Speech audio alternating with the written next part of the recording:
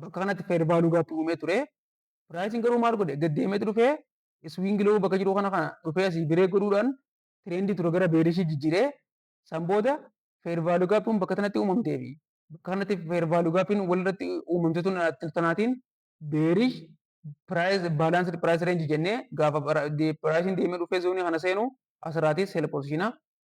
seenuu akka nuti dandeenyu. Balanced price range kan nuti jennu maali? Pricing gaafa fakkeenyaaf akkanatti asii swing low kana biree godhee beerish trend irra ture naannoo kanatti fair value gap uumee pricing asii ol garagalee gaafa dhufee bullish structure kana gara bullishitti jijjiiru fair value gap biraa uumee fair value gap illee lamaan kun gaafa isaan walirra oolaniiti balanced price range keessaati immoo bullish balanced price range jennee lafa kaa'uu dandeenya jechuudha. Kanaaf pricing maal ture? Gaddeemaa ture asitti swing low kana biree godheeti trending keenya beerishii ture gaafa beerishii ture bakka kanatti maal uume beerish fair value gap uume pricing ammoo dhufee asitti swing kana biree godhee trendii keenya gara bulishii jijjiiree gaafa jijjiiruu kana ammoo bakka kanatti fair value gap biraati uume bakka itti fair value gap illee lamaan kun dhufanii walirratti oolan kanaan bullish balance price range jenna jechuudha. Faallaa kana beerishii keessatti immoo maal godhee pricing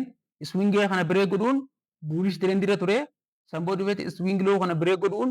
trendii keenya gara beerishii jijjiiree gaafa bullish trend irra ture asitti fair value gap uume gaafa trending gara beerishii jijjiiramu ammas fair value gap uume fair value gap illee lamaan kun gaafa isaan dhufanii walirra oolan walirra oolmaa fair value gap lamaanii kanaan beerish balanced price range jennee lafa kaa'uu dandeenya jechuudha. Kanaaf pricing gaafa gad deemaa dhufee zoonii kana keessa seenu seelii fudhanna. Asitti immoo pricing gaafa ol kutee deebi'ee zoonii wal fakkaatu kana keessa seenu immoo dhufnee baay'ee posiitiina fudhannaa jechuudha. Maaliif bakka kanatti fair value gap asirra turtee fi asirra turte kun overlap nu ta'uun balance price range uuma pricing gaafa dhufee seenu asirratti baay'ee posiitiina seenna. Faallaa kana immoo pricing gaafa dhufee asitti fair value gap uume asitti mas fair value gap uume isaan lamaan kan overlap godhu pricing deebi'ee gaafa inni seenu asirratti sell position seenu akka dandeenyu kan nutti agarsiisudha jechuudha. Akka fakkeenyaatti yoo hubatan taateef pricing gaafa sell deemee break of structure asitti break of structure agarsiisee trendii bullish kana fidaa ture sanitti bakka kanatti fair value gap uumee ture. Pricing garuu maal godhe gad deemee dhufee swing low bakka jiru kana dhufee asii break godhuudhaan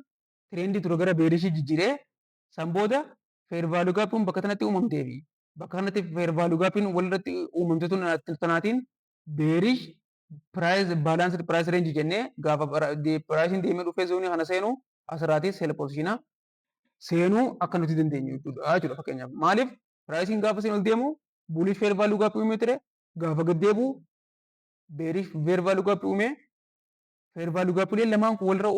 ooluun kun immoo maal jennaani balance price range waan tureef pricing gara fuulduratti deemee gaafa zoonii kana ta'u asirraatii sell position akka nuti seenuu qabnu nutti agarsiisa jechuudha. Asitti illee kanuma fakkeenyaaf pricing gaafa isin gad deemaa turetti maal uume bakka kanatti maal uume beerish fair value gap uume ture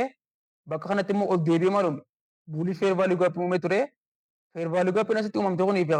beerish irratti uumame fi bullish irratti uumame kun walirratti uumamuunsaa bakka kanatti balance price range akka uumamu waan ta'eessa jiru pricing deemee gaafa dhufee zoonii kana dhufu zoonii kanarraatii baay'ee position seenuu akka dandeenyu konseptii nutti agarsiisudha jechuudha.